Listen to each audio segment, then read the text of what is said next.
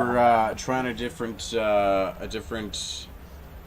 strategy here on getting this set up a little better for you. Weren't even there yet. We seem to be back live.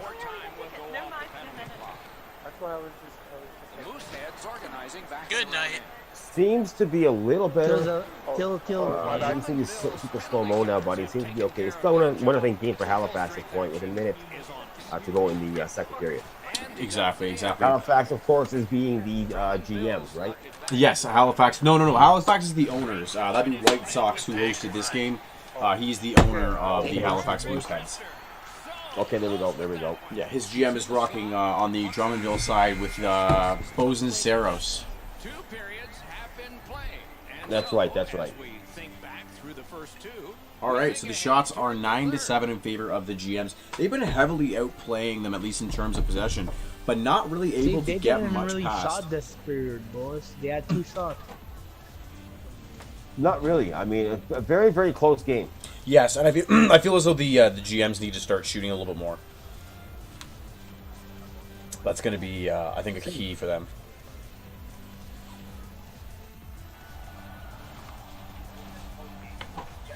Have been played. They are getting ready for the third period here. So take us back through the game. What do you think? They had 2 power plays. Voltigeurs can't keep turning over the puck.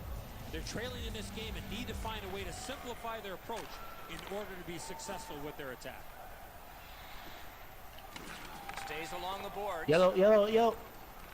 Goes back deep for it. All right, so the GMs are coming down the ice. Nice. Oh, and a 2-on-1 broken up by Teal on that play. White Sox made a fantastic defensive play on that part. Coming up the middle, off to the right wing for the owners with a nice little move and a big save by the goalie, but it's bouncing around. It's sitting on the line still. My God, what a scramble. What a scramble, right? Yeah. Huge effort there, but the owners there trying to make something happen. Exactly. All right, so the owners are pushing again, trying to distance themselves a little bit and get some chances here. Just a quick question in the chat here. We do that. Bear 181818. What is your LG or PSN name? Just so we know who you are, bud. Communication on the Q side right here. Let's go.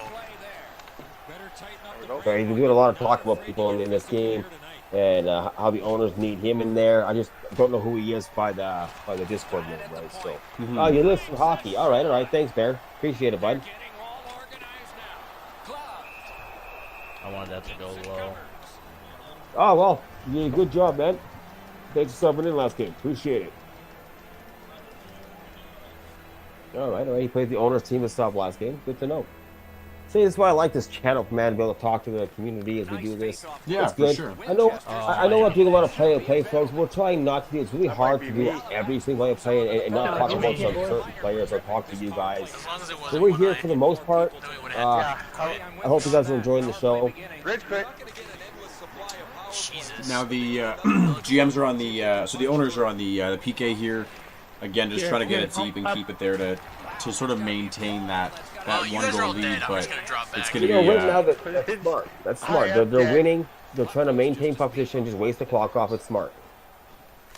Exactly. But the GMs are pressing fairly hard up a man. They don't seem to be able to get much outside of those perimeter chances, which I have to credit the owners for doing a good job boxing them out. Get that far side. Left bench.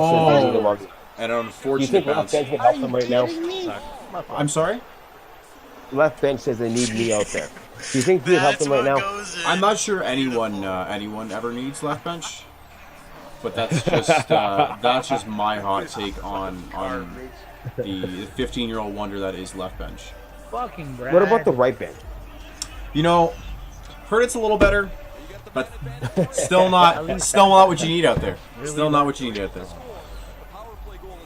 So apparently this goal went in off a skate, and it's still counting it as a goal. Well, it went off of but it went off the defender's skate. So let's be fair. Yes, exactly. And that's typically where that's going to kind of fall, right? I mean, if that puck gets through in the pass, it's going to go in anyways, in my opinion, unless the defender makes a huge block. But either way, it's tied 1-1. The GM have battled back with 10 minutes, 10 and a half to go in this period. Most definitely. My bad, bro. I apologize. No, I gotta step away for about 2 seconds. Okay, buddy? Yeah, go for it. Go for it. Left bench, when he gets back, I'll let him know your comment there. It's all right. He just took his little break here. Right now it's been a very, very back and forth battle game. Very tight game for the GMs and owners here. Kind of like we expect to see, GMs and owners battle each other. It's very, very tight, challenging games. Although we didn't see it last time, we saw kind of a blowout, semi-blowout by the GMs last time. This time it's quite the opposite. But I mean, the last owners to me were kind of having fun. Go with them with Forster Bills, just having a good time, not really winning the W on the board. Yeah, for sure. And the big thing is games are just to have some fun, right? They're not uber competitive. It's all just bragging rights. Between owner and GM, really. Yeah, and some laughs and some giggles. Nothing serious about it. By the way, Left Bench says to you, Dark, damn, Dark, for your comment about no one needs Left Bench. Well, I can't lie. I was told I'm under oath while I'm on the stream, so there you go. that's where we're at, buddy. That's where we're at. But I appreciate you coming out to watch. Maybe learn a couple things. Pick up some tips. Let's see. That's how you pass the puck. Yeah, man. Maybe we can start a GoFundMe for Bench to get an R2 button. We'll see. Yes, thank you, Cameron. It is clean. We did do a bit of resetting on our side, and did we could. Like I said, this is our first time doing these live streams with our own software and whatnot. Learning the edges. We do testing on it ahead of time. It seems fine with our testing. Unfortunately, something went wrong today, but we will make sure it's better for future episodes and it won't happen again. So we are. I like rum too, there. I like rum. I like. I mean, you put alcohol in, I'll drink it. So I'm sorry. Benches. Go ahead. What's up? Go on. I was going to say, just to be clear, we are getting positive feedback on the quality of the video now.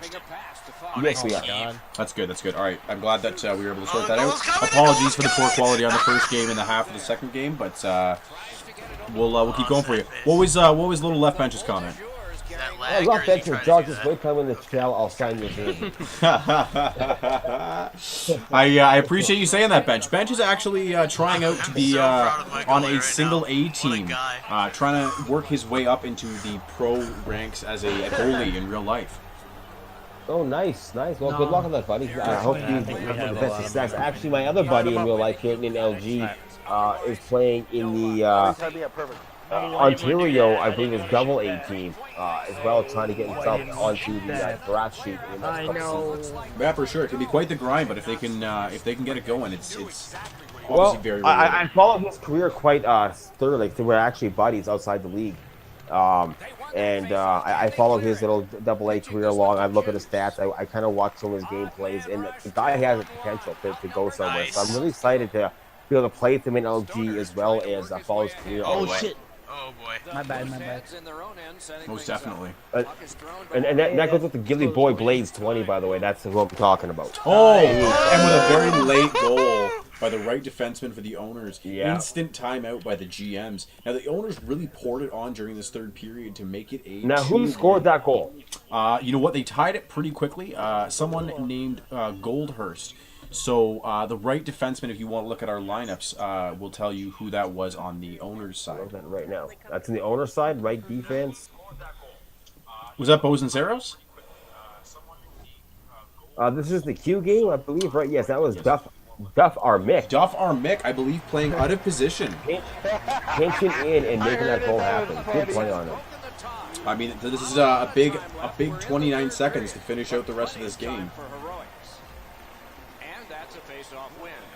Big time. And Bear there, which again is lives for hockey. So I'm here to support them. Yeah, and we got a penalty shot coming in with 20 seconds left. This could really seal the game. Not Let's see really. how it goes Play here. out of position. Oh, and a big save. Is that a penalty Bobbert, shot? what a save, Bobbert. I'm behind you, my man. I'm reading chats. I'm getting behind by a little bit. I'm kind of.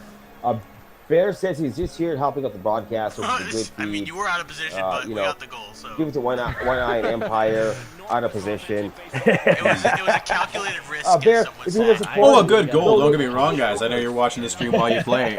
Not calling Duff Armick out. It's a great goal, but very much pinching up on that play. Yep.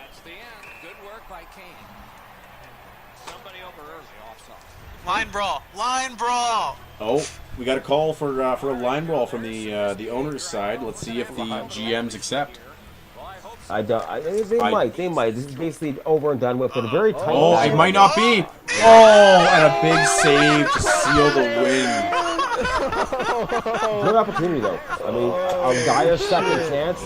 If he would have gone to the glove side, that's a goal. Yeah, good game, boys. Definitely. Good to see All right, SRU Brad 35 says, "Oh my." Yeah, it was a good game, Greg, for sure. Again, streamers, any support you can give us is great. Donations help us get better with quality and technician stuff as well. So feel free to buy some merch or donate. It all goes towards you guys in the end. So, support. All right, switching now over to 6ix9ine stream where he hasn't quite started. Oh, he's just starting up now, actually. They are in the third period of a practice game. Yeah, Bullet told me they have 9 minutes to go in their game, which is warm-up game. That was 3 minutes ago. Let's see if you want to look at Boulder's stream too, he says just type in Boulder on Twitch and you should find him right away. Yeah, so I've already got 6ix9ine. He's going to be running the W game, I believe, correct? Okay. Perfect. So he's just finishing yeah, I out mean, the... it's always Boulder for backup plan, just in case. Yeah. I prefer Lynx, but at least he gave me his name. That guy's lazy, man. So you guys, since we're waiting on these guys' innings, I'm going to break down the W a little bit for you guys.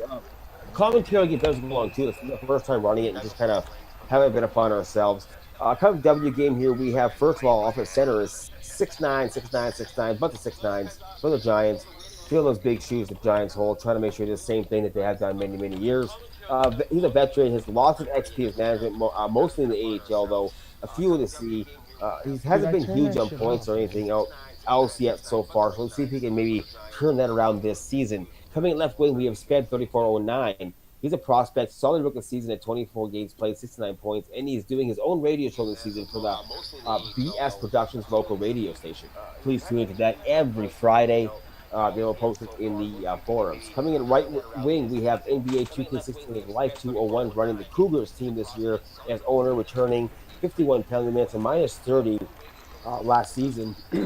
It's time for a good season. It is due for this guy to have a good season. I think he has that chance now with the GM he picked up coming in. There you go, Spad. You got fucking coming lefty fans, Vince Nero, 1289 for the Broncos. A draft pick, 20 points this season, a plus minus a plus 21, 24 penalties. First time owning in this season. So we'll see how he does as the owner for the Broncos, and hopefully he brings some good things to them.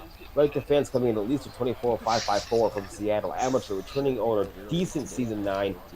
Definitely going to come out and show what he can do this season and rock some stuff for Seattle. Golden coming in slow death march 420 from Tri-City. He's returning owner yet again multiple times. Season 8, he was the MEM semi finalist. So let's not forget about that. Is he did run that Cinderella team in season 8, shocking the world. Had a rough season in season 9, but wasn't saying that he led in 4.2 goals against average. Rough sounding, but he did put up almost an 80% saves on average in that 4.2, showing that he held a buttload of saves, trying to make it happen. So hopefully this year's defense and offense help a little more include and audio, make him look share like play. he's supposed to. Coming out of the GM side, we have Charlie Biscuit from the Raiders as well. He's also a prospect along with his GM over there. Both owner and GM were Islanders last season. They both are really, really good buddies in real life. I think they're like best friends, to be honest. And once again, they're hosting their own radio show from BS Productions, a Raiders local radio station. Coming next to the left wing, we have, I'm just going to call him Salad Man, even though it's not right. Salad Man from Silver Tips. He likes to eat his salads, his vegetables. He's healthy that way. He's a vet. He was in AHL last season, only 30 points. Normally a right wing, but did drop down to CHL near the playoff time. Coming in right wing is X57 Shannon for the Rebels. His third season with the Rebels. He's an amateur. It's his first time, I believe, taking in that GM role. But he has 3 years experience here with Rebels, knowing what to expect. He is a 2-point per game player, but he is a $5.75 million contract. But the race that by making GM, some smart choice by them. Coming in at left D is Boulder 123 Oh shoot, what team's he on again? Moose Jaw Warriors? Yes, Yeah, he's the Moose GM Jaw Warriors. for the Moose Jaw Warriors. Yeah, Moose Jaw Warriors. Second season as management, he was AGM in season 8, I believe, for the Tigers. I believe. I could be wrong. He had a +8 last year at D. He's overall had 2 strong seasons at D, so looking forward to see what he can bring this year for the Warriors and in this GM game. Two Tokes coming in for the Broncos at lefty, a prospect, first-time management, a plus-minus of -26, 15 points, left wing. This season was D last season, so let's see if that left wing situation changes his outlook on the game.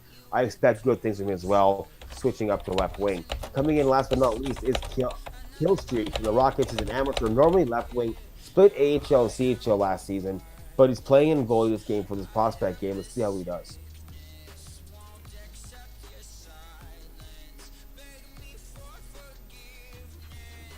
Raz, are you saying that you two Tokes not coming and you're filling in?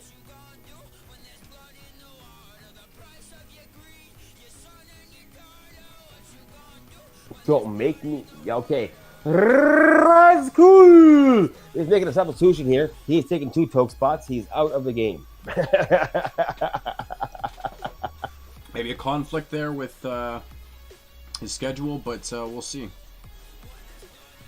That's possible, but we do have that. That's cool.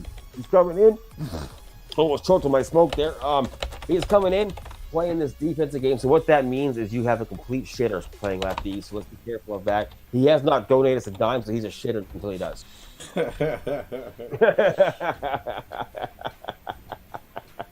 He says a snowflake means that he donates. I haven't seen a cent yet.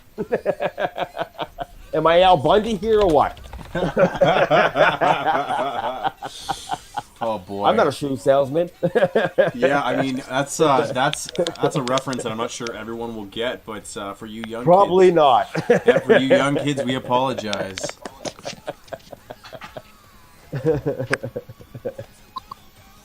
There we go. What's up, boys? Hey, so with us here is Hey, how's Smooth it going? Dangles, the owner of the Kelowna Rockets, to help us out with some commentary between the owners and GMs in the WHL. As far as I can tell, Now- the owners are rocking the Prince George Cougars jerseys in the white, and the GMs are the Prince Albert Raiders. Welcome to the stream, Smooth Dangles. What's going on, guys? You know, as much as I hate to say this, I really don't think the owners are going to win this game. Well, I gotta say one thing first of all about your name there. I played against you the other night. I didn't see any dangles out of you. Nothing smooth. No. It's like when you realize that you can't dangle at all anymore, you kind of move back to defense. I hear that, buddy. I mean, you know, we got an issue with your name, too. The Affordable Dreams is not really affordable with you getting a Men's Cup this year. Oh, shots fired. You know what? I can do it blindfold. My team can put blindfolds on and win this league this year. Yeah, All right. apparently they were putting blindfolds on against Brandon. You know, Brandon was just unfortunate. That's all on me. I had the blindfolds on. I couldn't finish. I had 3 chances and just couldn't do it. I choked. That's what owners do. They choke. That's why I'm an owner. All right, so we got it. I think that's kind of why I took that position this year, too. But yeah, so far owners and GMs have split the series 1-1. First game going to the OHL GMs, second game going to the Q owners with a dying second goal by Duff Armick. Let's see what comes in this game. We've got a goal off the hop from the owners, coming on a cross crease from behind the net, out front back door. I just want to say, if not Chris, welcome to our stream, buddy. That's the first time seeing you talk, so welcome to be here, buddy. I appreciate it. Aardvart says, shit, smooth, question marks. Hey, Aardvart, just remember, smooth is the size of an ant. Just suck that guy up and you can eat him. Affordable. Yeah, I thought this was going to be PG-13. We do have a child in the stream right now. Oh, who's the child? Talking about Benchy. I knew that one from a mile away. Again, amazed not past his bedtime. He was warned long in the stream. This is 18 plus. So he doesn't like it. Get your pillow, get your thumb, go to bed. All right, so Prince George, the owner, is taking a early lead and going on the power play here. Let's see if they can get something else and sort of stretch this lead out. A little bit of cycle behind the net and an interesting short side shot. Good save by the GM goalie. I was a little bit shocked with this game also with Kill Streak going in net, who is a very solid left wing. So Yeah, I mean, a lot of guys kind of fill in positions here just to kind of feel make it happen. You know, sometimes you gotta take that cross and just bear it, right? I mean, listen, he's played goalie for a number of scouting games for us, and he's been solid. So I mean, I really wasn't worried about his goaltending ability. He's actually a pretty good goaltender. But in a game like this, I would have preferred to see him over at left wing. Yeah, for sure. Would have been a nice showcase, but you know what? He had a pretty solid season last season in the CHL and the AHL. So again, I'm not too concerned. He doesn't have to scout for any bidding, right? He's already on a team. Yeah, and Exactly. looking like as long as I keep ownership of the team, I have a solid GM to keep with me the entire time. So, Yeah, and that's a big part of it. yeah, it's building a solid team. Yeah, you want that foundation there. Yeah, of course. Good management you're is. winning, the Rockets again, I believe, right? Yes, it is Kelowna Rockets. So, what's your plan this year going forward to stop the crumbling aspect of the Rockets? You know, I did hear you last night or this afternoon. I'm sorry. Speaking about the collapse with Kelowna, it's just going to be solid. Just solid gameplay all the way around. I don't want to have a first line, second line, third line. I want to have three lines that are capable. Oh, and what a pretty goal right there. Yes, with a really nice tip on that one. So Very nice goal. I kind of want a 1A, 1B, 1C line. Now, whether that happens or not, but I want to make it so that everybody's comfortable, trying to keeping guys together the entire season, keeping that chemistry going on. We have a pretty good game plan going forward with our bidding. Right on.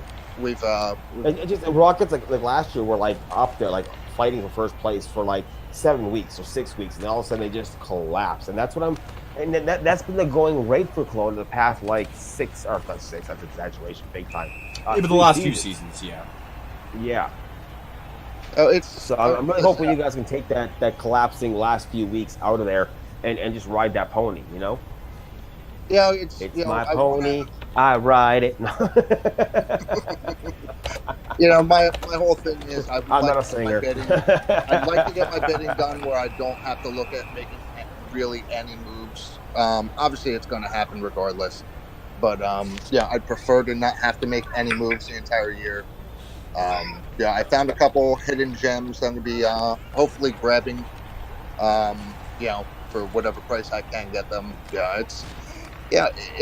It's a collective, everything's just a nice big collective group of people that like to have fun, like to enjoy the game, and that's why we play this game. We bought this game to have fun, but we also bought it to be competitive. For sure, you got to toe that line, right? Of having fun and being competitive and making it a wholesome environment in your locker room. And yeah, it's a challenge for sure, but the good teams find a way to do it, right? Yeah, Exactly. I mean, look, both of you had solid teams last year. I luckily was able to be a part of that for the first couple weeks of the season over at Kalamazoo, and I know you guys need to make a change. Move me over to Shawinigan, which actually I appreciate because it got me to go into management, which helped me to the step I am right now. Let's keep it real. Let's keep it real for a minute. You were happy to go to Shawinigan because the Shawinigan trampoline was always there. Listen, I like the owner. I like the GM at Shawinigan. Really good guys. No, you're missing the pun there. The Shawinigan trampoline. That's the last season's kind of a season I'd like to kind of forget, to be honest. But unfortunately, the record's going to be there. We all have those seasons, and you know what? All you got to do is just try and prove that this season is the season for you. You get the chance to build your own team. You pick a solid GM, and go into bidding and kick some ass, man. I'm definitely. I want to go Shawinigan. I would love. I mean, do we know if they're going to be doing any inter-conference games at all, or no? Not sure. The schedule's a mystery to everyone. And another goal. 3-0. Another goal for the owners. Yeah, it is. Jeez. Yep. I want to be in Shawinigan. I want to see that Shawinigan lady and get my pucks back from her and maybe see a bit more out of her. She's been everywhere. She's a Shawinigan trampoline. Come on. That's why you went there and you were happy. Hey, Boner Master would like to know what her thoughts on Hamilton for this year would be. Yeah, I saw that. I was kind of getting there eventually, just kind of waiting off Boston Arrows and Hamilton this year. You know what? Isn't that your hometown there, Dirk? That is my hometown, Hamilton. All right, Boston Arrow. I'll give you the breakdown right now. They're in the dark. That's it. They're in the dark. Aiming for all the puns and just falling flat on his face is affordable dreams. Jesus Christ! Wow. Yeah, that was rough. I'm not gonna lie. I guess that both of us grew up in. Come on, you ever heard the Raspberry Girl from like the 80s, 70s? No, the Raspberry Girl. That's all she does. Are you from Hamilton as well? There, Smooth. Well, I'm from Hamilton, but Hamilton, New Jersey. Ah, different Hamilton. Yes. But I mean, same name at least. Got something in common there. Thoughts on the Raiders this season, Jacoby 918. Jacoby 19, are you perhaps Charlie Biscuit? Or are you perhaps Sped? If you're Sped, I have some words for you from last I'll week. be honest with you. We had some fun with this. On an actual serious note, was a little bit shocked at the management last year for the Raiders last year. It seemed like they were having a lot of issues, and they got a couple guys over there that should be able to keep that team or put that team kind of on a better path than what it was. I think the Raiders this year are in good hands. I really do. I think the Raiders are gonna turn some heads this season. I think they have the right pieces there to do it. I know they're both prospects, but I think they have the right mentality to do it. Okay, Boston, I'll be serious, man. Hamilton this year, I think they're going to be about a 600 percentile in the winning percentage. So 600.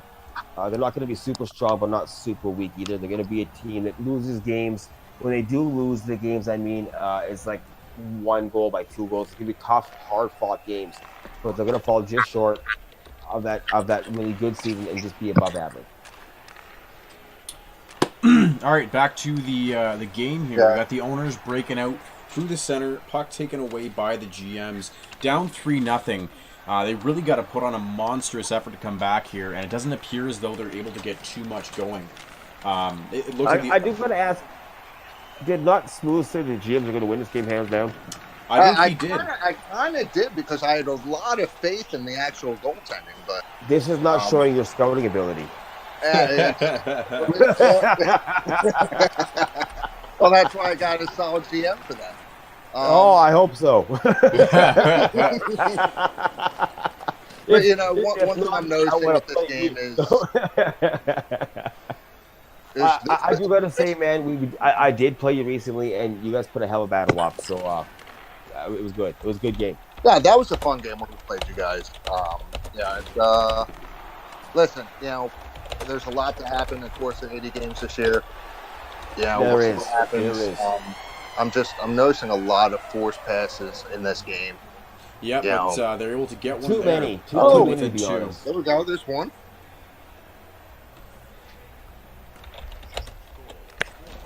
It's not Chris. I believe you are running the North Bay this year, or helping run North Bay this year. Are you not?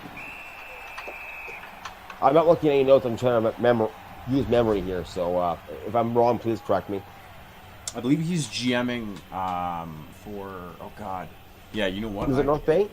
I want to say it is, but I've been wrong in my life before, once or twice. Well, he wrote make North Bay at least average again. So I'm thinking that's right. I'm waiting for his response here in the chat.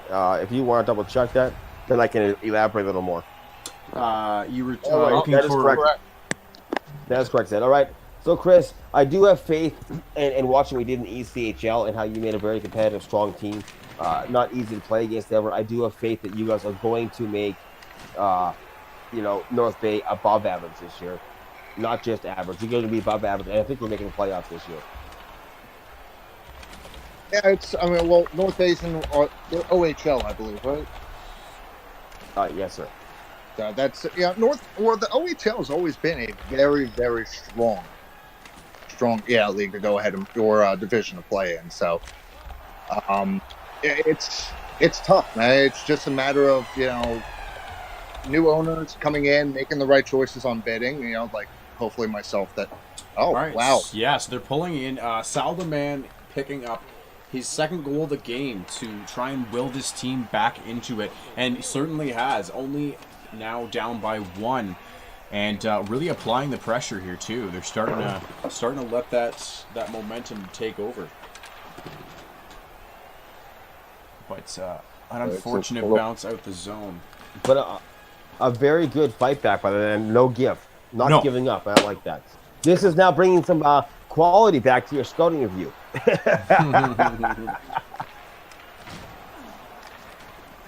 Mem favorites based on ownership alone. I mean, yeah, obviously, and this isn't a shot over at Darkside at all, but Wichita is obviously, I believe, the favorite to come out of the ECHL, considering what they did last year. Certainly.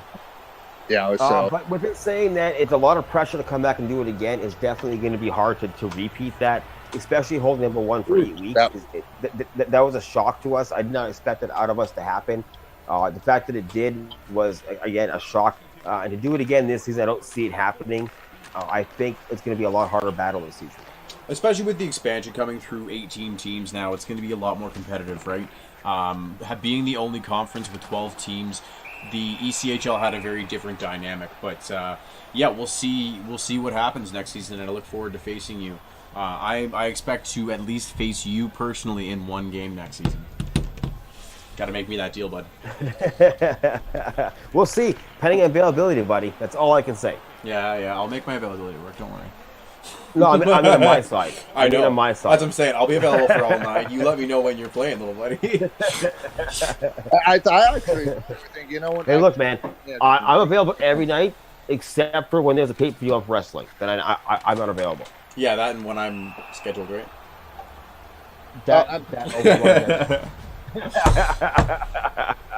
I gotta watch my Miss Bliss fight. Well, I'll be honest with you, though, Affordable, I think the smartest move that Dark did make was having Yob actually become his center and his GM for this year. Very solid here. I think his only other better choice would have been making Palais his GM this year, but he didn't have an option for that. I mean, Yob, the way I look at it, Yob is probably one of the better centers out there in the game. Solid on the face-offs. He can bury the puck whenever he wants. Really. No complaints on Yob. No complaints at all. Oh, and it's in, making it 5-2 in one of the sloppiest goals you'll ever see. Just a poke in by the D-man, an unfortunate bounce. Not too much the goalie can do on that. Taking a commanding 5-2 lead. Word of Madra after this. Ooh, man, that's unfortunate. Yeah, it's an unfortunate bounce. There's just no words for that. Yeah. But let's see if the GMs can try and fight back. They do still have a full period and then a little bit left here in the second to see if they can get something going. The Wings, I don't believe, were swept. Were they? Yes, we were. We were swept in the third round against one Mr. Affordable Dreams. I still maintain that he paid EA for at least 4 of those goals in that series. My God, the amount of 200-foot goals he got in that series is ludicrous. Your goalie better wake up then. Yeah, gotta get them some coffee. Make sure we're good to go next season. I mean, for sure, one for sure I can blame him. I mean, maybe 2 in the goal. I don't know how he argues animation when he's completely in opposition. Yes, I know what I do know which goal you're talking about, and I won't allude any further. Yes, but there was one I believe. There's two. There's two. Maybe, but the one I'm referring to in regards to the EA was the dump on the power play, or the PK. Sorry. Yes, where it just kind of flooded around for like 30 seconds. The second one was when our guy got out of the box and he dove to stop the dump in, and the guy just poked it in. If he would have dove, that's a save. Probably, yeah. But he dove and he got the post. So that's 2 I can say were on his positioning. Mm-hmm. Besides that, though, I mean, definitely EA bounces gave us at least. But 4. you guys obviously played very well. Especially in game 4, though. I mean, first 2 goals were complete EA bounces. I'm going to throw my GM under the bus, and he's saying that you did not pay EA, you paid our goalies to throw that game. Which honestly might be true. We'll have to dive into that in a couple seasons once the lips loosen up a little bit. But either way, a fun series, and I'm looking forward to challenging for the top of the league again. Oh, and a nice goal by the GMs to pull back within 2. There is no give in this team. They are fighting back. Like they are crazy. Fighting back. Down by a bit, they're fighting back right away. I do want to say though, I think his only other better choice besides Job would have been to get Pele back and put him in. And wow, right back the other way, 6-3. This is becoming quite the back and forth barn burner. Too bad it's not a closer game when it's back and forth happen. But any thoughts on that, Dark? About Yeah, I mean, maybe Black Paladin would have been a fantastic pickup. Ever? He would have been a fantastic pickup. Unfortunately, with his availability, I don't know that he's going to be consistently available through the next season. He has extended with the Rochester Americans, and good for him. They had a good long run.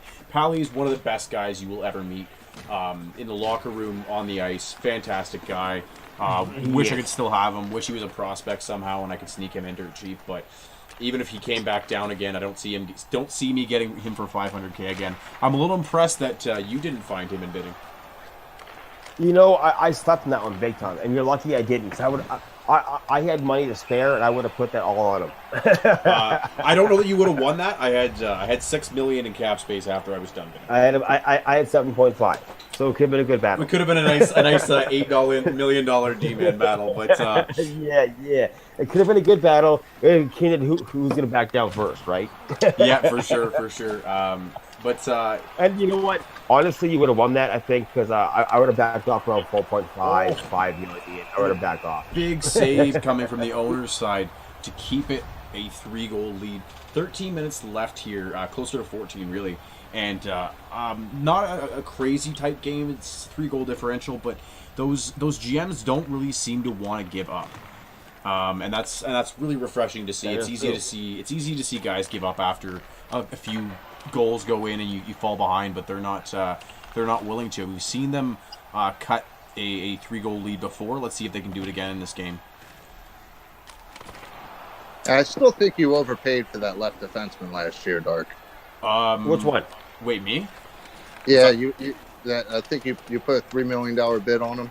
I think that was a little bit of an overpayment on that. See, I thought you were saying it was an overpayment for me, because that no contract, even at that, man, that's a little pricey for my scrub ass.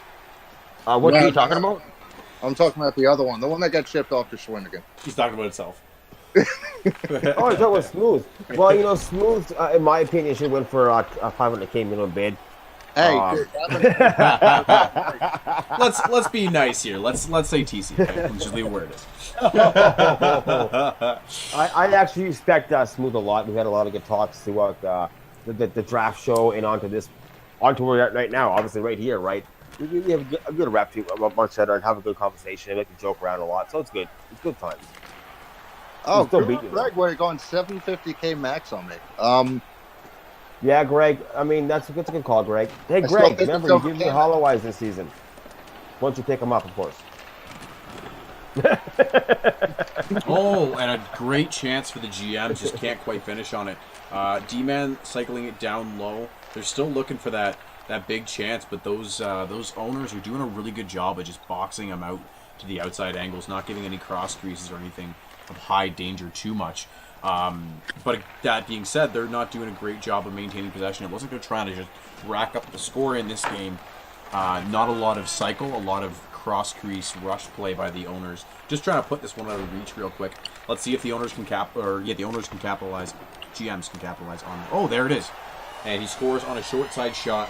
Bit of a funky bounce, but yeah, with that fast-paced play, I don't know that suited a team that was already up 3 goals. Let's see if they continue that strategy or try and lock it down. There's still a lot of time in here. Yeah. A lot of time. There's just been a little too much force. I mean, all you need is one more bounce in the next 2 minutes, and this is a game. This could be a dire second game then. If you guys can hear us watching the game, let's make this one interesting. Maybe one of you D-men on the owner's side just misses your check once or twice. We'll see.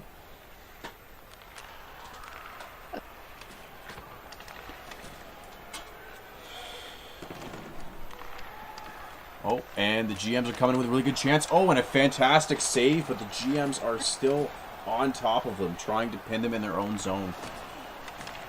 Good breakup by the D, cutting up the middle on a 3-on-2. The centerman is carrying it, and bold move, dumping it on a 3-on-2. Coming back the other way on a 4-on-1 almost here. Turning into a bit of a 1-on-1 and a short side shot on a pretty good odd man rush, and another odd man rush coming the other way, but a missed pass negates that. Again, still maintaining that fast pace, which is surprising from the owners, being that they have. Yeah, it's surprising because they have a 2-goal lead. I wouldn't want to do a run and gun game in this sort of setting. Hold them back a little bit, trying to just hold the lead and just play safe. Not they're playing extremely dangerous. They're saying, I want to really nail this. I want to put that smack on these GMs and laugh at them, right? Yeah, I think that's where they're having that exhibition sort of mentality. But what a big save and a good stick lift by our right defenseman for the owners. 24.5 seconds. This game is all but sealed. Let's see if they can hold it off for the next 24.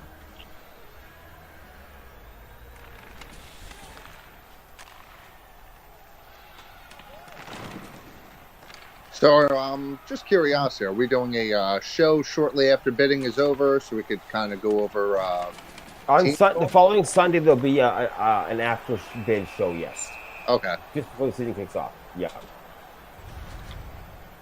On the 17th will be our next show after today, talking a bit about, all that stuff. There'll also be some write-ups from our write-up guys in a magazine release based on it as well, with some predictions. It's more predictions and what happened in bidding the next couple of things. All right, and so that ends our owner versus GM game. Now, the owners have actually taken 2 out of 3, which I think surprises a lot of people. I think the GMs were favored to come in and win most of these games. The final game we've got coming up here is being streamed by Ajax of the Cincinnati Cyclones, and they're just getting ready to get started here. Thank you for joining us here, Smooth. Appreciate the talks. And, yes, for sure. Thank you, Smooth. And we'll probably see you later on in the season for more. Lost to the Rangers, so.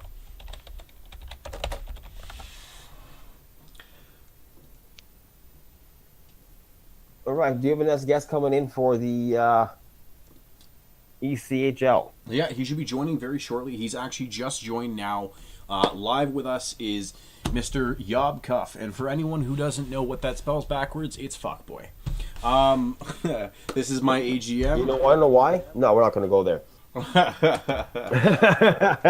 Welcome to the stream there, Yob. Do you have your stream pulled up and ready to go?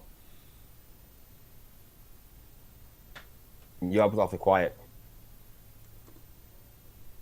We're waiting on Yob to respond here, but I'm going to go ahead and nail off some of these players in this game.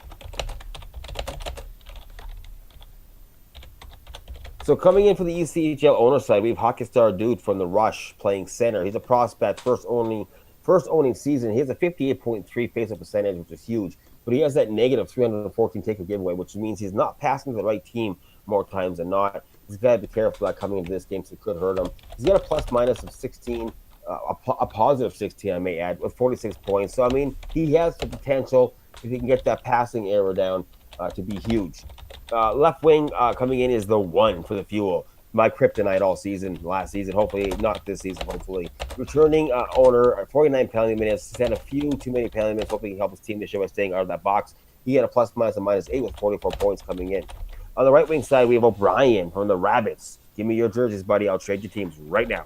Prospects. Returning our prospect, he's the first owning season. He only had 8 prior games in the whole LG up to this point, but let's not let that fool you. This guy may have talent. This guy may know the talent coming in, and he may shock us. So let's not underestimate this guy at all.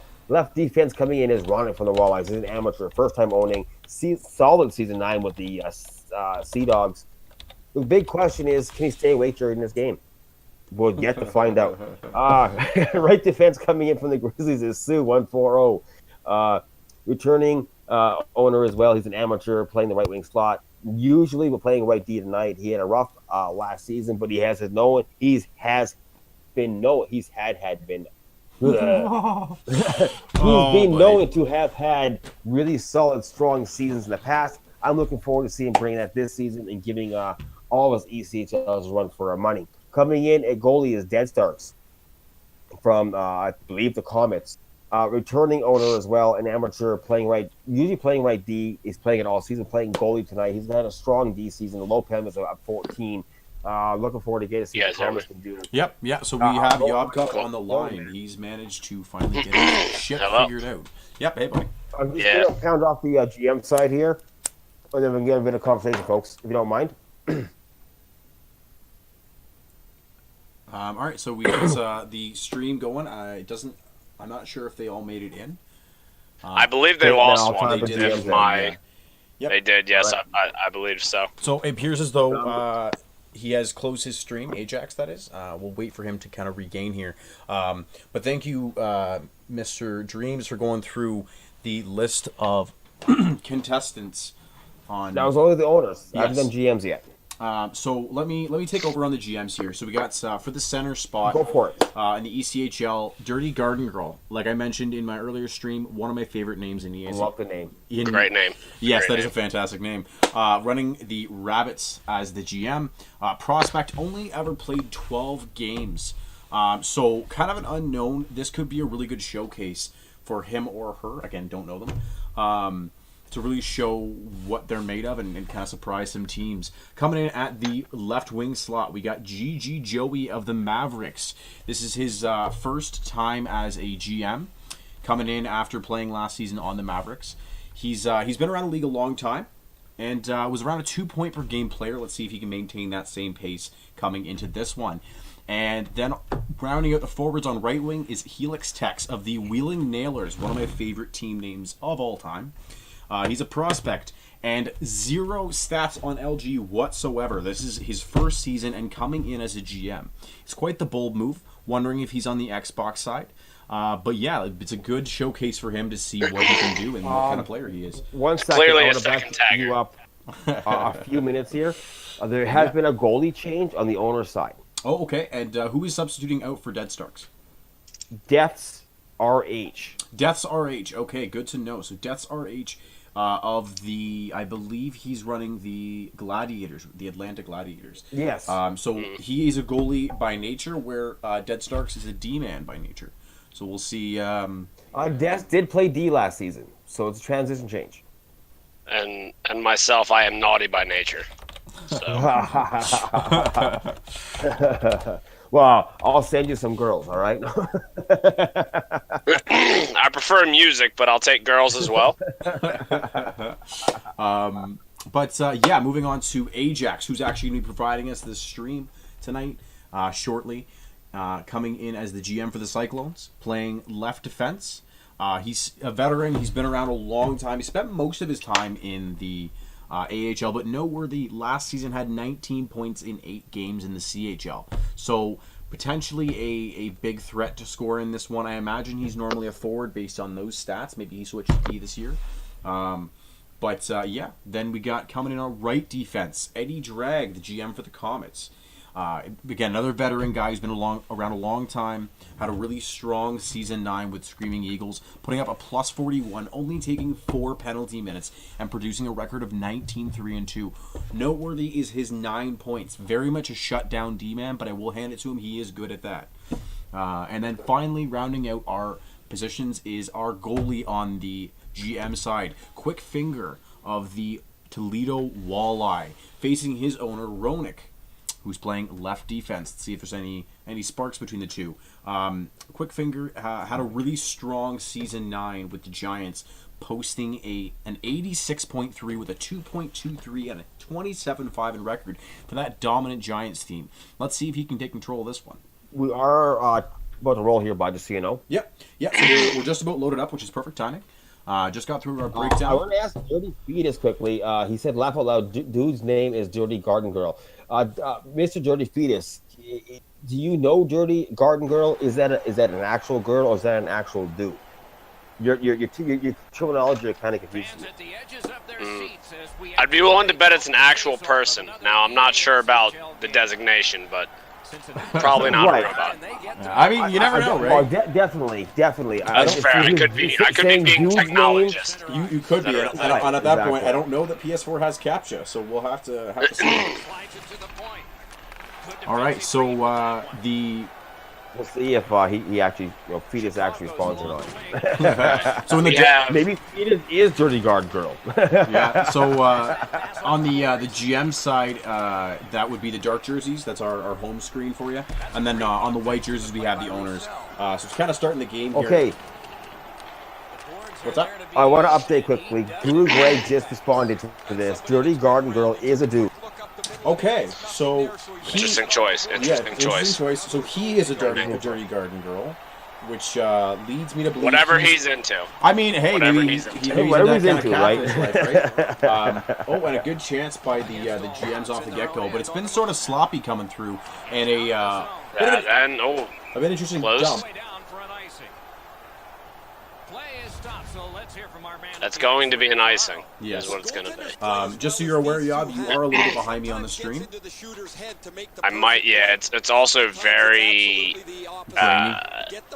grainy. Yes. Is that it for you as well? It is. So that's the source. Now, are you watching our stream or are you watching? I am watching your stream. Okay. Yes. If you don't mind, I'm watching yours too. And who should I search? Search up for Ajax. I'll just copy the link to you, buddy. Make it easier on you. Okay. Sure. Anybody else have an issue with the stream of the grainy, the choppy? Please give me a report. This is our first time doing it. We'll make sure that we're got things fixed and we're up to code. So if you get any reports back on the stream, so it just gave me a face off down to green. Yeah, you're still now back to teal. You're still a little bit behind me. So let's just get you focusing on sort of the color commentary. I'll go through the play-by-play just to negate any of the delay on that. Center throwing a wicked shot from the slot. They're cycling hard, and these GMs are pressing, trying to get a goal. And a one-timer shot saved by, I believe that is Quickfinger. Or, sorry, no, that's Death's RH, my apologies, on the owner's side. Now, I'll tell you what, these GMs look a bit more prepared from the beginning than our last GMs did. Not to say that's how the game will be played, but it does look like they're a bit more ready to play. And as you say that, Dirty Garden Girl picking up a goal. Maybe us mentioning him 6 times was enough for him to kind of get motivated to put that one in the back of the net. So 1-0. With the half cage, by the way. Yes, I will rocking the half cage and the blonde hair and beard. I mean, he's got quite the look going on for him. Now the owner's coming back down, trying to get a good bit of possession here, but not really generating much. Going for a bit of a weak wrap and getting snuffed out real quick. GM's coming back up the other way, looking to cycle it down low again, but not a lot of space to work with here, as the owners take it away in short order, and they dump it back down for yet another ice. That seems to be sort of the issue. Is their breakout game so far?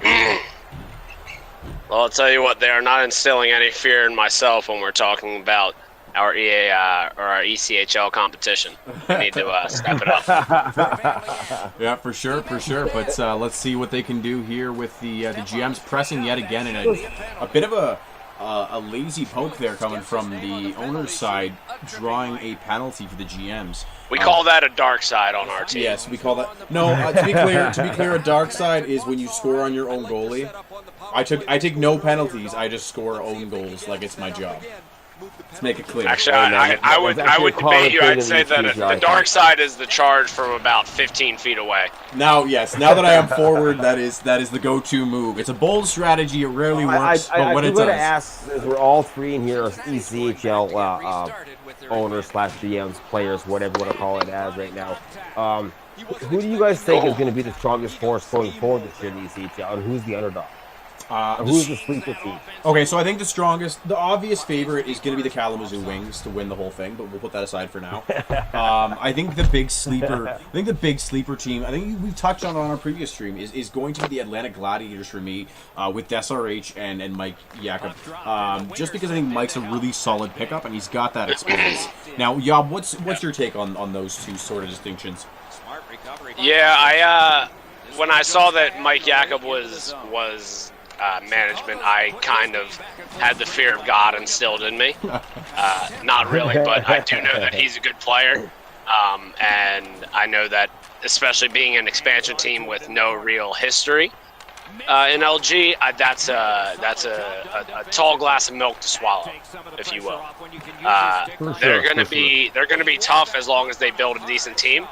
And I think that they will. And I know that Mike Jakob, regardless of the line that he's on, will play well. So that is certainly something that we need to look out for as competitors. Of course, you don't want to discount the two teams that were in the finals for the ECHL last year, which are obviously Wichita and Kalamazoo. And another lazy poke results in a trip that we saw. So you don't want to discount that and the team building aspects of that. However, I do think that the Gladiators are a team to be watched. So I think that that's probably I totally my preseason bit.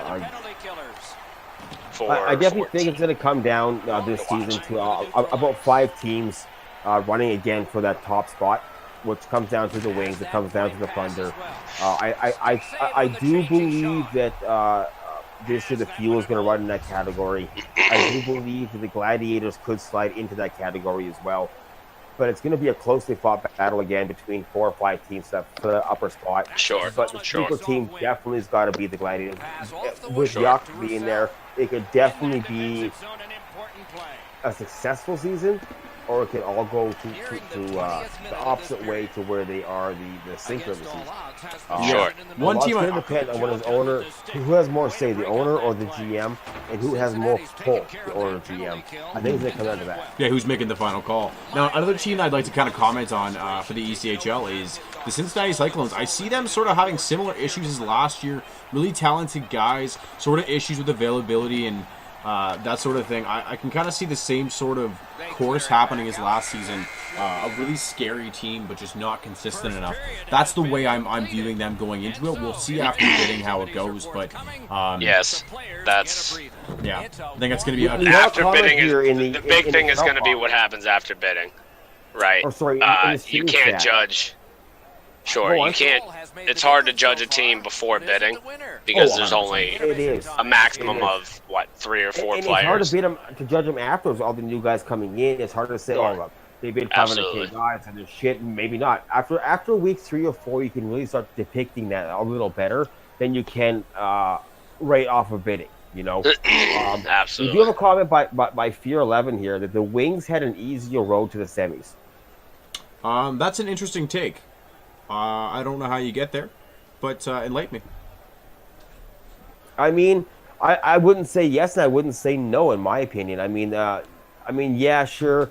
We were first. We played the worst seed, first of all. It was a hard fought battle against the Allen Americans. I don't know. Who did you guys play round 1?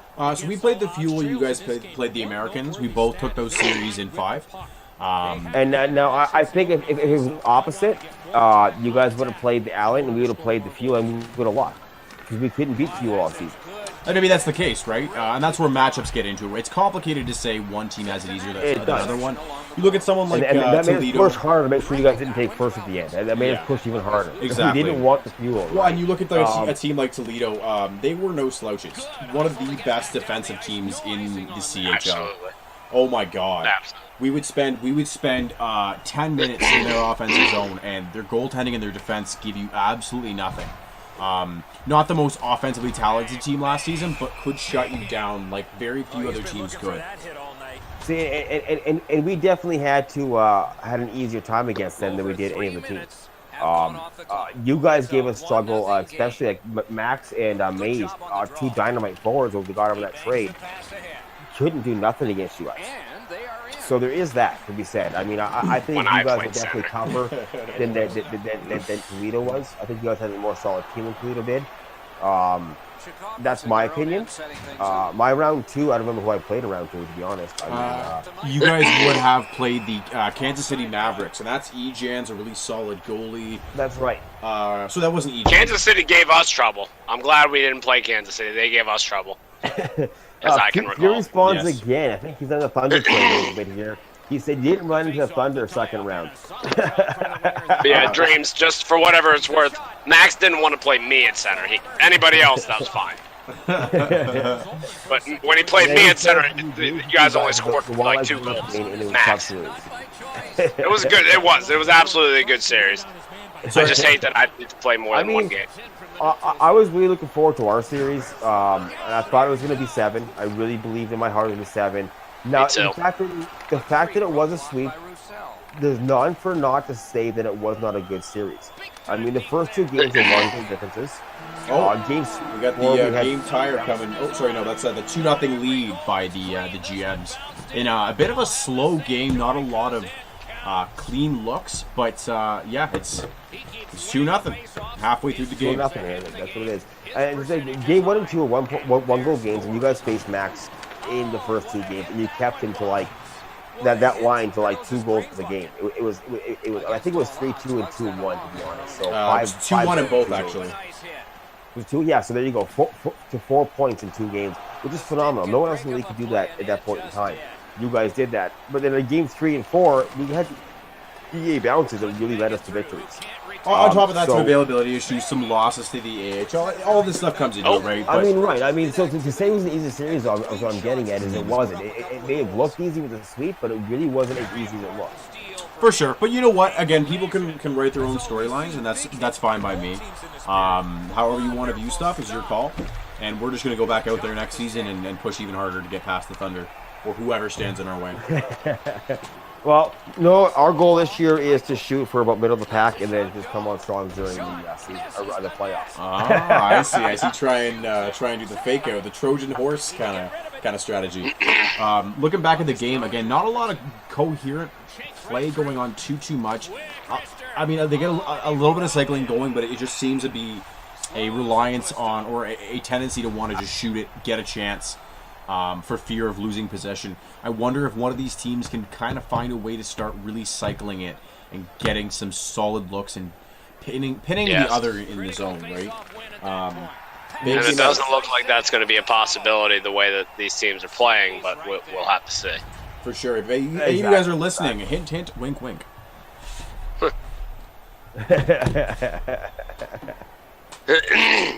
There seems to be a lot of offensive zone play in front of the net and not much going on behind the net for either team. For sure. What a fantastic block, though, coming on that 1-2 Oh, yeah. Passing one off now to Piper. All right, here's the GMs trying to cut in and an offside by the right winger over there. 3:22 left in the second. Again, a bit of a slower game than we've seen in the other ones. Maybe foreshadowing for the ECHL. Maybe this is an aberration. We'll see what comes over the next couple of weeks. All right, well, for sure, man. And now I want to go further a little more. We talked to the ECHL now a little bit about sleepers and maybe top runners and yada yada. How about going into the queue? What do you guys think about the queue? Who's going to be the top queue guy, prediction-wise, right now, outside of bidding? I think with Bob Gretzky and White Sox man coming in and retaking over Halifax, as much as the pressure is there to repeat, I think those are 2 guys who have a very good chance to do so. And getting White Sox on a $0 contract is a big step in the right direction. That's my pick, is the Halifax Mooseheads to kind of come back and repeat. Okay, who's going to be the sleeper? You know, that's a bit of an interesting question. Let me give a quick look. Yob, why don't you give our your heavyweight championship belt while I look for a sleeper? Sure. I'm gonna have to agree with you, man. Like, I'm thinking that Halifax is gonna be the favorite because White Sox. I believe in his ability to. Oh, and it's 3-0. To build a good team. Jeez. Oh, man. He's getting a bit out of hand. Good shot by Blue right there. It is, yes. I believe in White Sox's ability to build a good team, and I also believe in his ability to hold down a line defensively. So, you know, I think that Halifax is a good pick to be not a sleeper, but a heavyweight contender, if you will, and repeat as a powerhouse in the queue. I would have to look. You'd have to give me an opportunity to look. Yeah, go do that now. I've got my closely. I've got my sleeper all set up here, And sort of caveat with this sleeper category that these guys fall into. I'm going to go with the Huskies, and I don't know that they're necessarily the biggest of sleepers. You know, an unknown, because Carlisle and Shoe Temple are returning for the second straight season. They had some level of success last year. Nothing crazy going on. I believe they lost in the first round. Correct me if I'm wrong, guys. In the first chat. round, yeah. Now, so I don't think anyone's looking at them as a huge threat. But with some of the 2-season contracts they've got signed, and with Carlisle and Shoe Temple returning, two really smart management guys and decent players in their own right, I think you shouldn't sleep on these guys. I think they could come out of nowhere to kind of surprise people. So you think middle of the pack kind of guys? That's my personal pick. Pick whoever you want to pick. If you find it an unknown or a guy who had a really bad go last season, whatever you feel is your criteria. But for me, that's my go with it. Perfect. And how about your sound sleeper? I'm sorry? That was your middle of the pack guy, right? Or was that your sleeper pick? That was my sleeper pick. A sleeper pick? Okay, how about your middle of the pack guy? Who's your middle of the pack is going to be average all year and kind of hard to kind of sort of be just middle-ish? Middle of the pack. I would go with the Windsor Spitfires for that trophy. Another goal, by the way. I'm sorry. Yes. Oh, sorry. 4-0. Wow. AE Muse scoring for the. That was quick. Yeah, for the GMs. That is a quick goal to really put this game pretty much out of reach. As long as they can. It's beginning to become an absolute throttling. Yeah. It's starting to become that.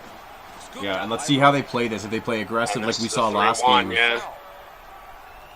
And very close. It's another great chance for the owners and just a good goal. But yeah, sort of going back. Touch back guy. For me, it's going to be, I imagine, the Windsor Spitfires. I know Ray pretty well. Really nice guy. Decent manager. I think he's going to struggle to make anything that's really amazing. Like, he's not going to be bad. He's not going to be amazing. I imagine him being somewhere in the middle of the pack of standings, maybe a little bit higher than that. Oh, so that's an OHL theme. I apologize for picking an OHL theme for a QMJ take. Are we doing it right now? No. I'm just stupid and picked an O team. I would have to for my sleeper. If you guys are still curious, I would actually go with the Gatineau Olympics or Olympiques, if you will. That is a good choice because I know Guardian. I know him to be a good guy, and I know him to be a good player, and a good team builder. So I'm not familiar as much with Bail Money. I know him to be a decent player, but I don't know about his team building skills or his management skills. But I do know the Guardian to be a good team building player and a good team builder. So I would go with them as the sleeper if they do well enough in bidding. I think that they could build a team that might go under the radar for a while. Maybe not. And another one. Shock. Coming, I believe, from Muse again to make it 5-0 with 12 minutes left in the third. This is becoming a bit of a blowout. Let's see if they can give any kind of resistance to try and make this a little bit more respectable. Right? Doesn't look like it. Hopefully they can. It does not look like it's going to happen, especially with the way they're starting to back up. And you can tell the owners are getting nervous. I bet you they are glad they picked their GMs the way they did, because they're going to need their help.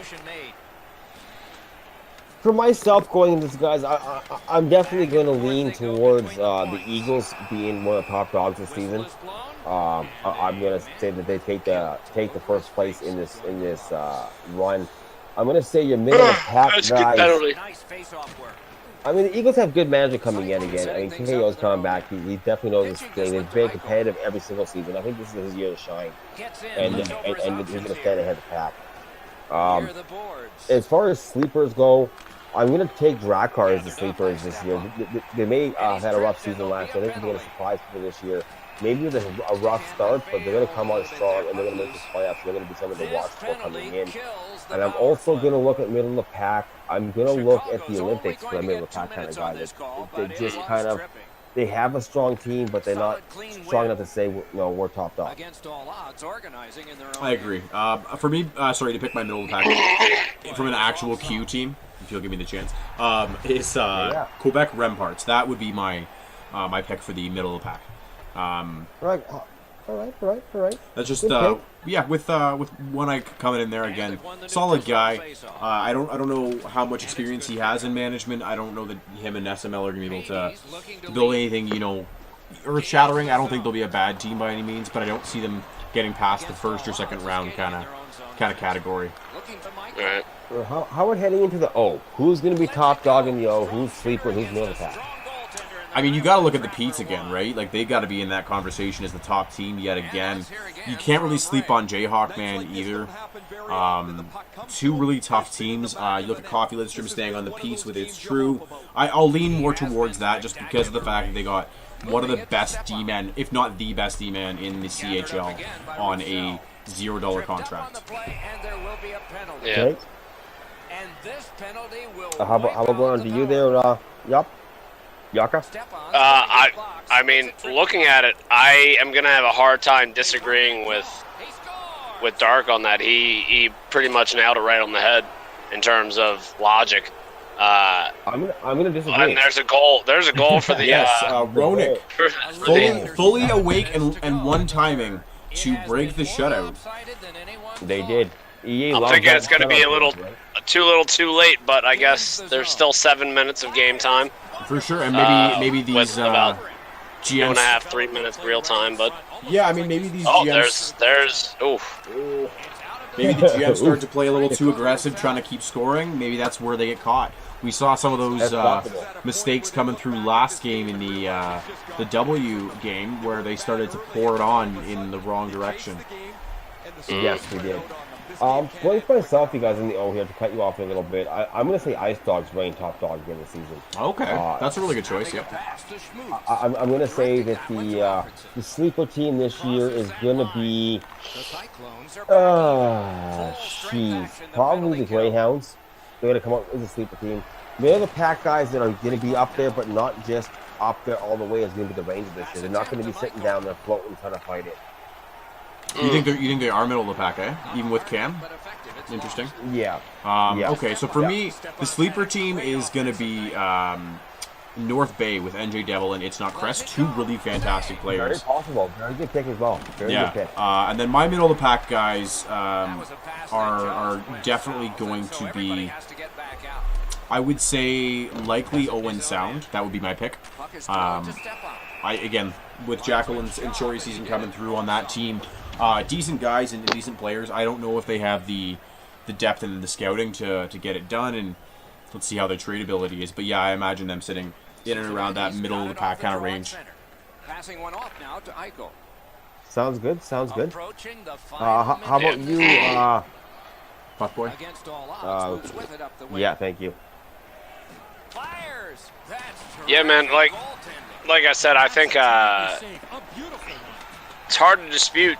It's hard to dispute Dark's logic. I kind of fall in the same boat as that. I would say that the Pete's with who they're bringing back, it's going to be tough for me to say that. It definitely is. It's going to be tough. It's going to be tough for me to say that they're not the top dog. A lot of the other stuff, middle of the pack and a sleeper, it's tough to tell without a dominant kind of owner-GM tandem, right? It's tough to tell 100%. who, because you need to see what's going on with bidding and with everything else that's going on, how well they adapt to maybe not getting exactly who they're talking. But if we're just speculating, I do believe Owen Sound might be a good pick for middle of the pack, just because Sorry, just to cut you guys off for a second. The final score here, I believe, coming through as 5-1. It's 5-1. Yes. And that was the GM, so that actually worked out quite well. 2-2 wins for GMs, wins for owners, even. I think a lot of people gave the GMs more credit and said that they were going to sweep, if not take 3-1. Too bad we don't got a round. I'm fine at that. I am super glad, by the way, clarification, that the GMs won the ECHL game. Because if they didn't, I was going to have to talk a lot of shit because I was not involved. Because if I were to play center in that game, we probably would have won about 10-1. maybe 11-1. But no, I'm just kidding. By the way, probably would have won like 2-1 or 3-1 because that's my style. Generally, you score 2 or 3 goals and we only give up 1. That's how I win a lot of games. Exactly. I hear that. The last category coming up, though, since we're kind of, were you finished with your? Yes. Yeah. Okay. Moving in, the last category before we close off here, guys. It's been a great show. I know we didn't do a lot of like play. We're trying to interact between all of it. Last category before we close off here, Dark and Yob. WHL. Who is the top dog coming in WHL this season, in your opinion, and who and / sleepers? Okay, so this is sort of, I'll give you kind of all three. I think the Brandon Wheat Kings, honestly, top dog. Yep. With what they have coming back, with the owner and the GM combo they have, that's going to be really hard to get by in the W. Yeah. Then for my middle of the pack team, I'm going to go with the Kelowna Rockets. Apologies to Smooth Dangles. First year in ownership, I think it's going to be a bit, I wouldn't say rocky, but just not anything spectacular. He's going to learn from this and grow from it, but I think this will be his middle of the pack season. And then for my my sleeper pick of a team who's really going to step up and be surprising everyone is Sleep. I'm going to say it right this time. Sleep A. And Lucky Luke 1990. Yeah, I said it right. And Lucky Luke 1994 coming in as the GM. Now, prospect combo, people get a little bit nervous with that. If they can figure out how to navigate the management side of things properly and get their rhythm in properly, they're fine. They're both fantastic players. And I think they'll have a good chance to surprise some teams. Yep. All right. On to the next. I am going to have a hard time disagreeing with Brandon, the Wheat Kings being the top of the pack. I don't foresee a future where they're not number one or two the entire season. Middle of the pack, I do think, Dark, that you are correct in that. But just to add some variation, I would go with the Kootenay Ice with the Jimmy and Rascal. Oh, yes. I don't believe them to be, and of course, I'm not saying anything about them themselves, but I just don't believe them to be absolutely elite and being able to, and they don't have the components coming back either to put them over the top. So it's going to be hard to build the same kind of team that Brandon has through bidding, right? And that goes for all of the teams, right? But I do think that they're going to be good enough to be right, and I believe that they'll be good enough to be middle of the pack with even average bidding, right? If they do well in bidding and they do well through their trading, they might even surpass that. And a sleeper, I would go ahead and I would pick the Tri-City Americans because Slow Death March has proven that the majority of his seasons he's able to be a contender. Yeah. And even though that's for sure. Even though last season maybe it wasn't exactly what they thought it was going to be, I'm going to put stock in history because I believe in history and I believe that he'll build a good team. So even though he might have had a bad season last season and people might not give him the credit that he either does or doesn't deserve, I do believe that he will build a good team. So he would be my sleeper with the Tri-City Americans. I'm going to agree with both of you. I'd say all three. I mean, I'm the third, obviously. With all of you guys, that the Wheat Kings definitely, I think, will come back and they'll be that top dog to beat. I'm going to take my sleeper team at the Rockets. I think that they're going to have a struggle to start with, and they're going to come on strong near the end as the sleeper.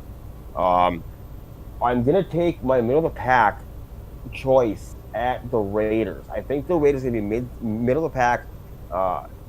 Combatants and battling all the time to be higher, but I think playoff time hits, they are going to be stronger than they were in season mode, and something to watch for. So those are my three picks coming into it.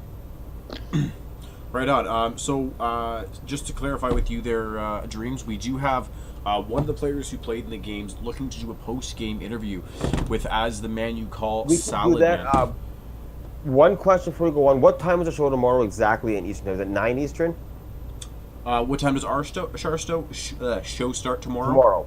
Tomorrow. Yeah, so it's going to start at around 8:45 Eastern. We want to get it just before the bidding starts. Kind of talk about some stuff, some threats to go really expensive, some guys who've been noticed around the league, coming through, not staying up at the AHL. We're going to touch on some of that stuff, and then dive right into it and see who's really spending their money, like who's getting bid up as high as some of the guys we've seen in the past, like Julian last season, fantastic player, but $9 million, right? So we're looking around 8:45 p.m. as long as Dreams is comfortable with that. It's fine with me. I just a question box, so yeah, it's good for me. That's perfect. So we'll be about 15 minutes quicker than the draft hits, which is 9 Eastern. A few things to talk about for the draft hits. We got a video to show you guys for the draft hits, which is, I'm not gonna say what it's about. It's a nice reveal. And then we're gonna go right into probably an hour and a half or so, probably dark, about just some bids that happened. Yeah, in and around there, and we'll feel it out, right? Like sort of gauge what's going on. Exactly. What's crazy and what's a little bit more on the tame side, and get a feel for that. But yeah, that'll pretty much be our last show of this weekend in Monday. I would join you live, but right now in this chat, there's no option for it. Yeah, that's fine. Once we'll have to avoid you being live for right now, just with the way we're set up. But just because of the 3-man chat we got going on. That's right. Yeah. Let's get the 4th man in here. Yeah, I'm. Dark, do you need me to leave, by the way, if you guys are just planning on interviewing them? No, you're fine to stay, but if you got to go anywhere, then... You're here as a guest, man. Stick around. All right. I'm not hearing any word back from Sal the Man. If you're listening to the stream, we're waiting on you. I'll give you a couple more minutes. I'm being demanded to be seen a video. It's hilarious. Good. I get to insult him. What position did he play? I'm assuming he was the GM. Who saw Sal the Man? Yeah. Let me look him up here. I don't remember. Sal to God, by the way. It's well in chat. Yeah, I don't think it's a reality though. Because he's a god. He is the general manager of the Everett Silvertips. Yes. I would. I was kind of wondering what position he played in that game. I'm sorry, in that game. Yes, I believe he was the left wing. And now in the game he actually played, he spurred the first. He was left wing in the GM game. Yes, he actually spurred a comeback in the first one, scoring 2 goals to cut it from 3-2. Had a pretty solid game. Couldn't carry them far enough to actually get back into it all the way. Ended up losing that game. I believe it was a final score of 6-3. Oh, that was the game that went 6-3. Yeah. Yeah, where they weren't quite able to pull it back in. It doesn't appear we're hearing back from him. Maybe he's asleep at the wheel. So with that, we're gonna cut that interview short. Yeah.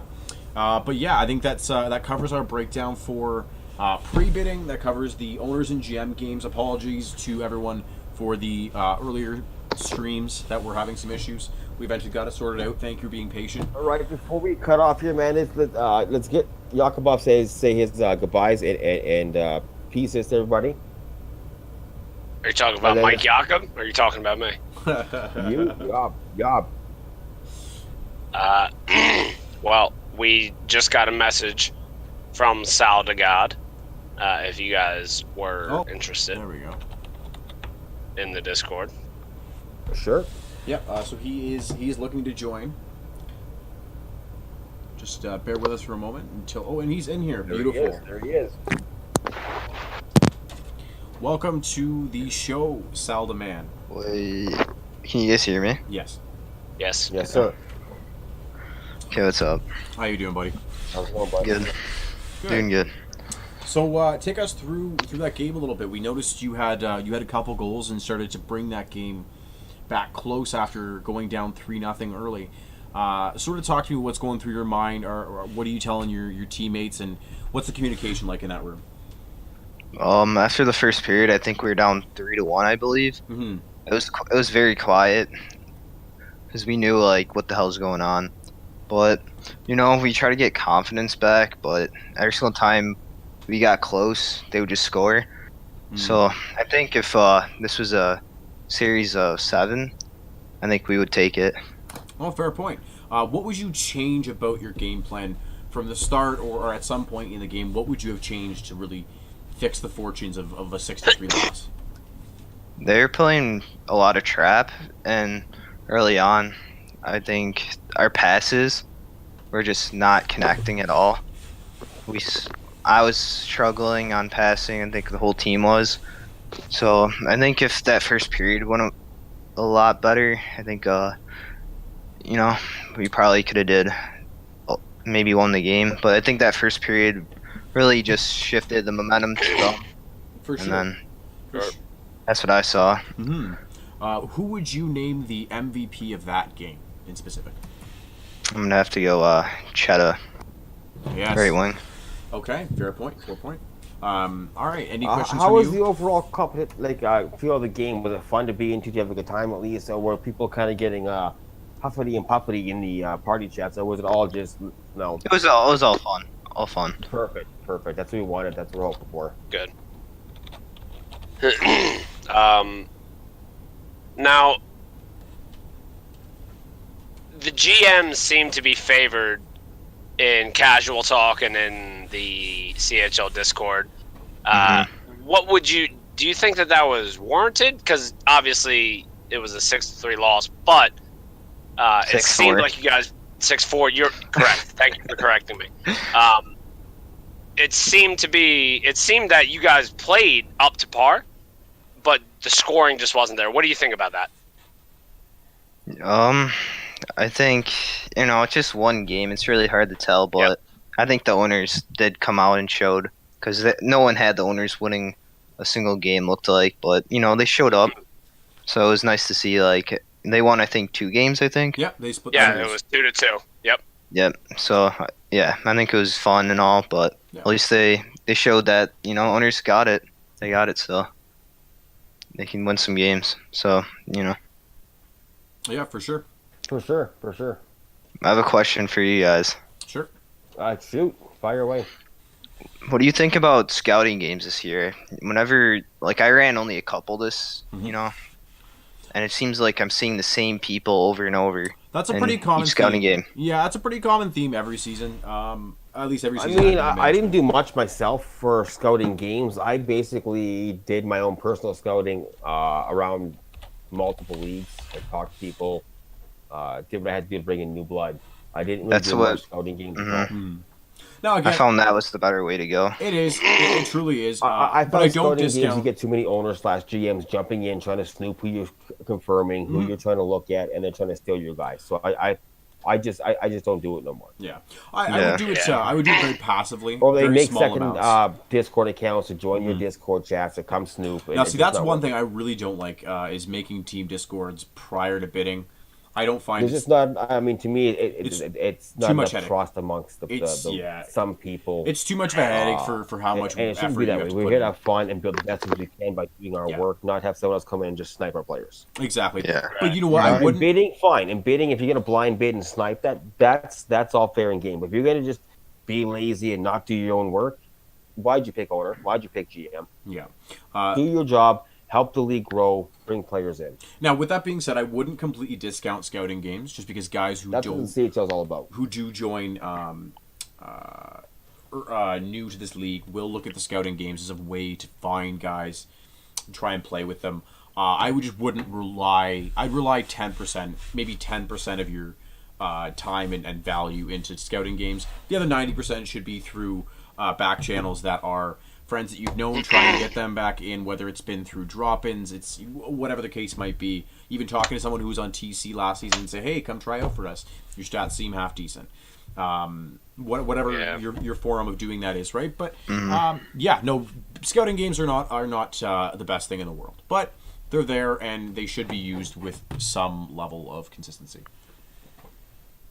I sign up for other people's scouting games as an out-of-position player, just to screw with them, and also to scout myself without them knowing. So I get to kind of snipe their scouting games. Especially, it's even better when they do like a 6v6. So I got like 11 people to scout or 10 people to scout, right? And I'll sign up as goalie, even though I'm a terrible goalie, but that doesn't matter. Can confirm. Not as bad as Darkside is at right wing, but I am a bad goalie. Oh, shots fired.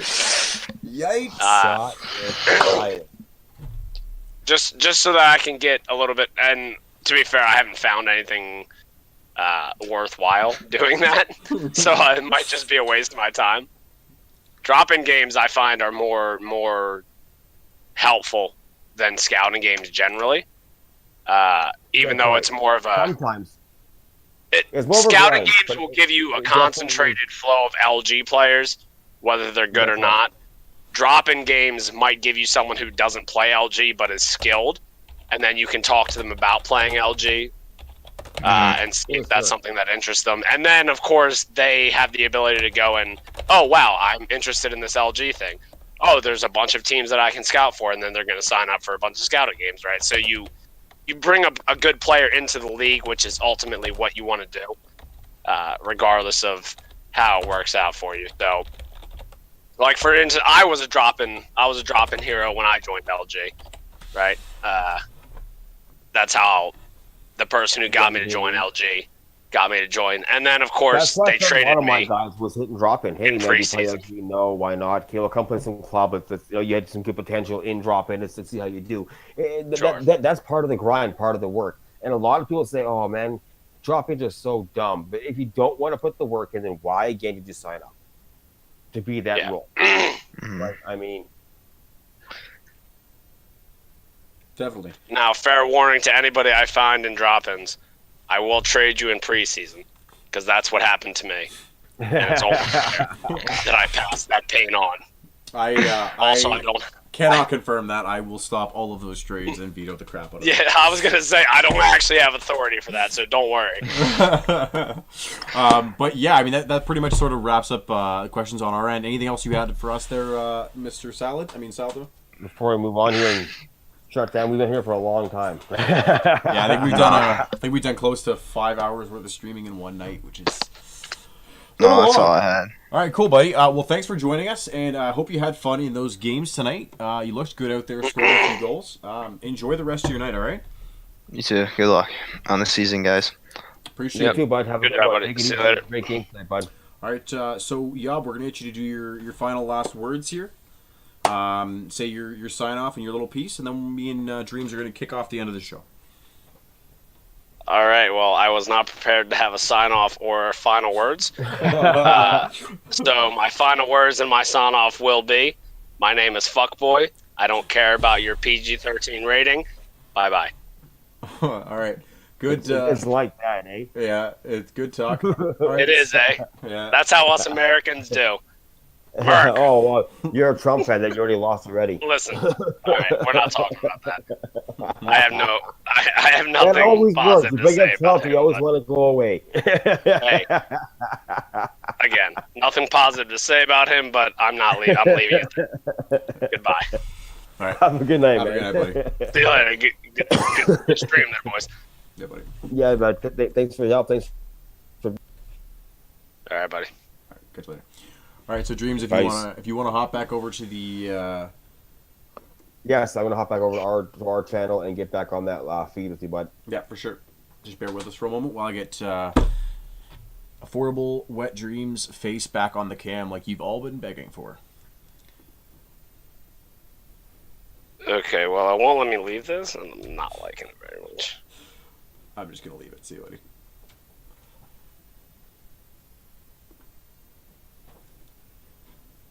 Alrighty. Alrighty.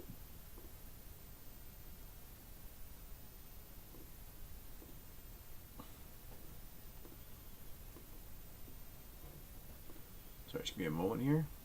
Seems like you're having some weird issues. Getting you acclimated. Back onto video.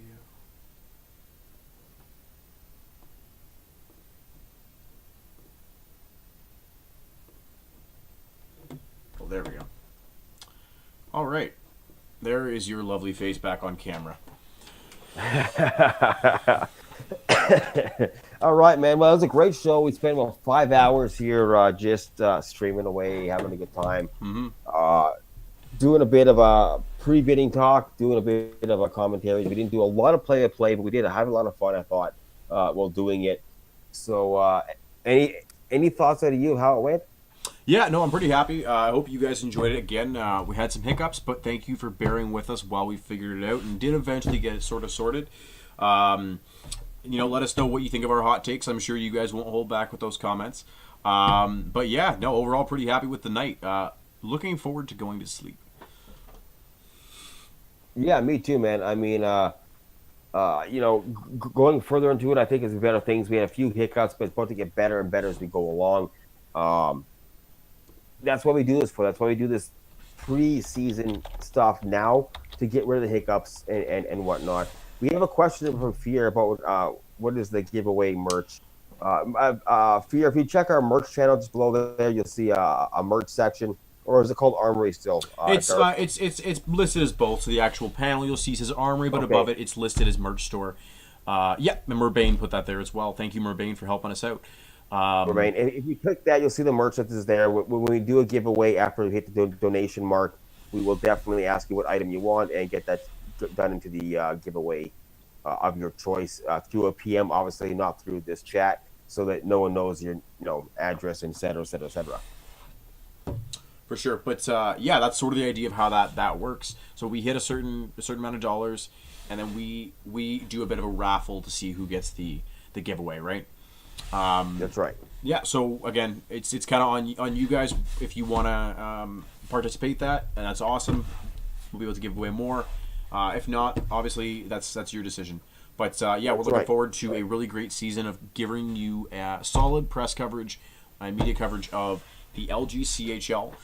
Really kicking it off tomorrow to start the season with bidding, like we mentioned, at around 7:45 p.m. I cannot confirm that it will be necessarily under the shout box like it has been in the past. Just for that particular stream. It'll depend on league buzzes. Yeah, exactly. I mean, last season we did it. Me and Sleazy did it, and we crashed the site actually because of our stream and all the motion of bids going in so crazy and hectically. So we'll see if it's live or not. If it's not live, we'll definitely post the link in the shout box as well as in the management chat to share with your team and people and your friends and whatever else. So we'll make sure it's definitely posted out there somewhere on the in the shout box for you guys to get a hold of. To answer Burbane's question about we are giving away, are we giving away our scouting lists in this scenario? No, we are not. I can tell you one, and it's you, Murbane. You're going for at least $6 million. At least opening bid $6 million. Well, I'm going to target Matt at least at 6.5. We'll go with that. Yeah, and that's probably that's all a pickup, right? You want to make sure you're spending a lot of money on your goalies. That's the key to building a good team. You gotta waste money on goalies, or just you're not doing something right? You are actually. You know what? Cameron brought up a really good point. $6 million, that's cheap. Yeah, you're right. It's a little low, but I'm a little light in the wallet, so we'll see how $6 million does for me to start out with. Right, exactly. But for me, man, that's our show. Tune in tomorrow night, guys. We do have a special video for you to see. We got our pre-bid show. We got 15 minutes before bidding. We'll do the pre-bid show, talk about some stuff. Then we'll hit a bit of the bids that are happening and talk about some numbers that are going through. Maybe a couple sleepers. We got some surprises for you guys. Don't worry. Yeah, for sure. All right. Within saying that, man, I'm gonna say. I think this is a wrap. We had a good night. It's about 5 hours of going here already. Mm-hmm. So, do you want to say any goodbyes? Again, thanks everyone for showing up. A lot of friends and people I've known through at LG have spent a lot of time on their Sunday evening watching this with me, which is awesome. Can't tell you how great that feels. Big shout out to everyone who was in here tonight, and hopefully I can see you guys all for the rest of the season while we do our live shows. Same here. I really appreciate all your support as well and for being here. In that case, I'm going to play some Red Dead. So it's time for me to go see a man about a horse. I'll be out of here. All right, guys. Have a good night, and I'll see you on Monday at 7:45 p.m. Eastern. Peace.